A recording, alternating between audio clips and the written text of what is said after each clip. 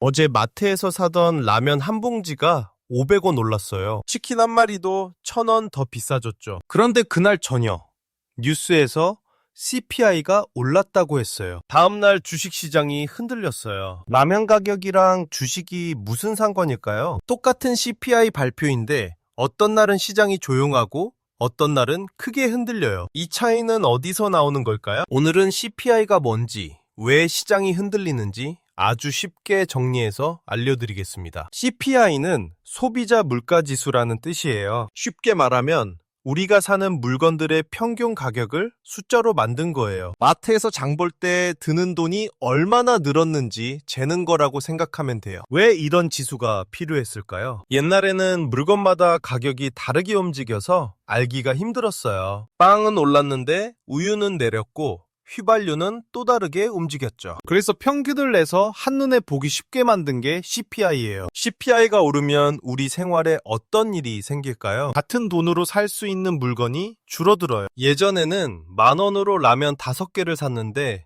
이제는 4개밖에 못 사는 거죠. 그러면 사람들은 소비를 줄이기 시작해요. 왜 CPI 발표 때마다 뉴스가 시끄러울까요? CPI는 그냥 물가가 아니라 큰 돈의 흐름을 바꾸는 신호이기 때문이에요. CPI가 오르면 세 가지가 연달아 움직여요. 첫 번째, 중앙은행이 금리를 올릴 준비를 해요. 금리는 돈을 빌릴 때 내야 하는 이자예요. 물가가 너무 빠르게 오르면 은행은 금리를 올려서 돈의 흐름을 막아요. 금리가 오르면 돈을 빌리는 게 비싸지니까 사람들이 덜 쓰게 되거든요. 두 번째, 환율이 움직여요. 금리가 오르면 외국 돈이 우리나라로 들어와요. 이자를 더 많이 받을 수 있으니까요. 그러면 우리 돈의 가치가 올라가요. 세 번째, 주식이 흔들려요. 금리가 오르면 기업이 돈을 빌리는 비용이 비싸져요. 새로운 공장을 짓거나 직원을 뽑는 게 어려워지죠. 그러면 기업이 벌어들일 돈이 줄어들 거라고 사람들이 생각해요. 그래서 주식을 파는 사람이 늘어나고 주식 가격이 떨어져요. 정리하면 이래요.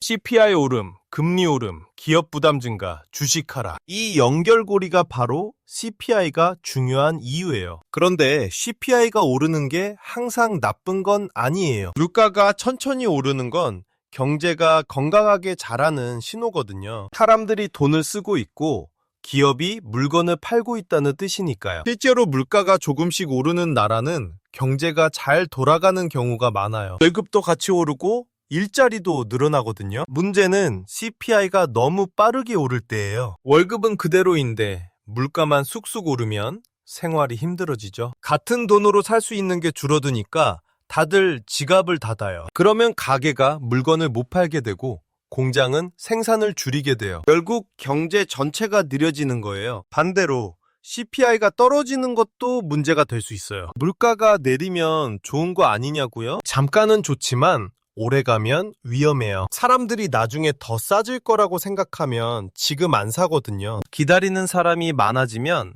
가게는 더 팔지 못하고 물가는 더 떨어져요. 그래서 적당히 오르는 게 가장 좋은 거예요. 그럼 우리가 CPI를 볼 때 뭘 체크해야 할까요? 첫 번째 기준은 속도예요. CPI가 한 달 만에 확 뛰었나요? 천천히 올랐나요? 갑자기 뛰면 시장이 놀라서 크게 반응해요. 천천히 오르면 다들 예상했던 거라 조용해요. 두 번째 기준은 예상과의 차이예요. 전문가들은 CPI가 나오기 전에 미리 예측을 해요. 예측보다 많이 올랐으면 시장이 흔들리고 예측과 비슷하면 조용해요. 뉴스에서 숫자만 보지 말고 예상과 얼마나 다른지 확인해 보세요. 세 번째 기준은 지속성이에요. 이번 달만 오른 건지 계속 오르고 있는 건지가 중요해요. 한 번만 오르면 일시적인 현상이라 큰 문제가 안 돼요. 하지만 계속 오르면 은행이 금리를 올릴 가능성이 커져요. 그래서 최근 몇 달의 흐름을 함께 봐야 해요. 우리 생활에서는 CPI를 어떻게 느낄 수 있을까요? 매달 같은 물건을 사는데 드는 돈을 기억해 보세요. 마트에서 장 보는 비용,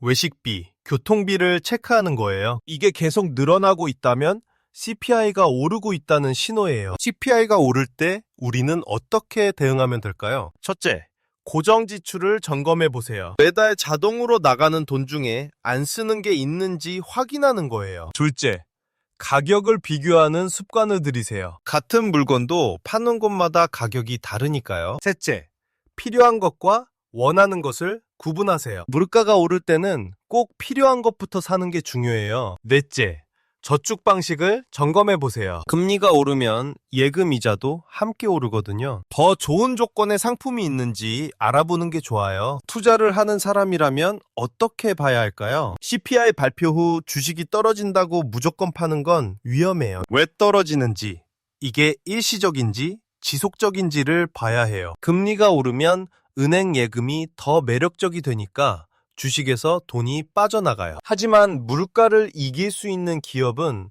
오히려 더 강해질 수 있어요. 가격을 올려도 사람들이 계속 사는 상품을 가진 기업이 그래요. CPI는 단순히 물가 숫자가 아니에요. 우리 생활과 시장을 연결하는 신호예요. 마트에서 느끼는 물가가 결국 금리로, 환율로, 주식으로 이어지는 거죠. 중요한 건 CPI 그 자체가 아니라 CPI를 어떻게 이해하고 쓰느냐예요. 숫자만 보면 불안하지만 흐름을 보면 대응할 수 있어요. 속도와 예상치, 지속성을 함께 보세요. 그러면 뉴스가 떠들썩해도 내가 어떻게 할지 판단할 수 있어요. CPI는 무서운 게 아니라 알아두면 도움이 되는 도구예요. 오늘 영상이 도움이 되셨다면 좋아요와 구독 부탁드려요. 다음에 CPI 뉴스를 보면 어떤 게 궁금하신가요? 댓글로 궁금한 점을 남겨주시면 다음 영상에서 다뤄볼게요. 경제 드라이브는 어려운 경제를 쉽게 설명하는 채널이에요.